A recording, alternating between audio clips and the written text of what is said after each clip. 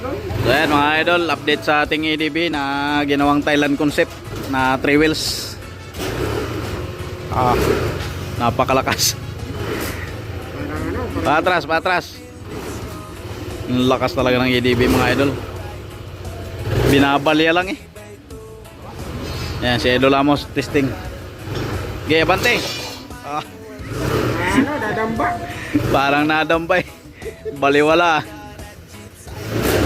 Dahil mga idol yung ano natin ito, upgrade na yan. Pagka abante, iatras to. Abante po yan. Pagka abante naman yan, patras. Baliktad po siya kasi dito po nakalagay yung gear, yung ating gearbox. Diyan nakalagay. Yan ang ginawa ng idol natin. Ayan yung maker natin yan. Ng mga 3 wheels. Yan ang ginawa niya. Bali yung gulong nga po pala mga idol dito, yung pinaka mags, tinanggal na po yun mga lodi. Tapos pinamachine shop na. Tapos dyan na po pala kinonvert yung kadena. Yan yan na-convert yung kadena. Halos hindi yan magkakalayo ng laki mga idol yung sprocket mga idol. Kasi pagka maliit yan, may hirapan naman yung sahon. So kaya pantay lang siya. Parang belt lang din yan mga lodi. Tapos ginawa na rin ng paraan yung yung tambutso. Instead na doon siya sa medyo mababa ng unti, ginawa ng paraan para hindi tatama dito sa gulong tsaka dito sa crash guard. So ayan, dito po pinadaan mga idol yan. Tapos pinaakyat pa ganyan. Tapos naka-bolt na rin yan dito. Yan. EDB 160 po ito mga idol, branyong branyo.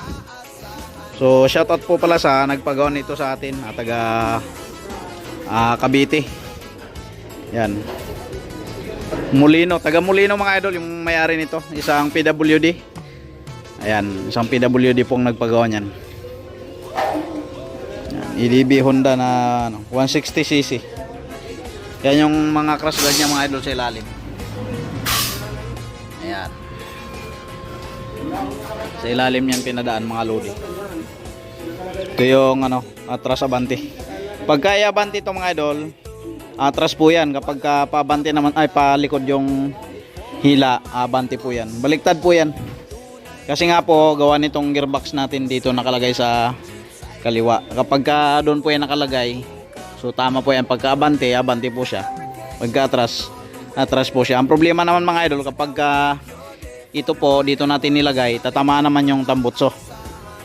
Yan, kaya ang ginawa ng idol natin, instead na dyan nilalagay, dito nilagay sa kabila. So hindi naman niya nakakalito mga idol. Pagka iatras siya, ito ang takbo niya abante. Kapag abante ito, ang takbo naman niya atras. So yun lang yung kailangan tanda ng idol natin. Kasi nga po, baliktad po ito. Nandito po siya sa kaliwa. Siyempre yung mga gulong natin pala mga idol ay siyempre malalaki po yung ginamit natin. Differential po yan. Tapos mga naka disc brake po, ayan, naka-convert na rin po yan. Si karaniwan po sa differential, mga binibenta sa online ay naka brake drum. So dito po mga idol, in-upgrade na rin po yan. So disc brake po yan kabilaan. Kapag katabingin naman tong gulong mga idol, meron pong balance pong nilagay yung idol natin. Ito yung adyasan. Yan, kabilaan po yan. Yan po, lamang dito ng puno palikod, tapos dito ay paharap puno. I-adjust lang po yan mga idol. Ito po yung adjustable niya, ito po. Yan, para pumantay po siya. So ang kalaban po nito ay yung kasama na kinabit po dito sa ating gearbox. Ito po yung na to. Ang tawag nyo dyan mga idol. Yan, parehas, nakakadina po yan. Siyempre yung shock po natin, hindi pa rin po yan na mawawala. So ginawa na lang din ng paraan ng idol natin. Dito. Nalagay siya ng bracket dyan sa ilalim mga idol. Yan. Dyan nilagay yung kabila ng spring ito. Yung shock. So kaya pantay na pantay po yan. Yan. Ang ganda mga idol. Meron kayong mga ADB, paggawa nyong tricycle. Ganito, tricycle po yan mga idol. Tricycle 3-wheel. Pwede po yan mga idol. Yan, napakalakas. Yan, maraming salamat nga pala sa idol nagtiwala sa atin. Yung crash guard nga pala nito dito sa taas ay tapos na rin ito po. So ikakabit na lang din po yan. So bukas po mga idol tanghali ay may padala na po natin ito sa Molino, Cavite. Ayan, shoutout sa iyo idol. Ulos, kaya ayan sa idol Ulos. Ma-receive mo na yung unit mo bukas, papadala natin sa Lalamubian. Ayan.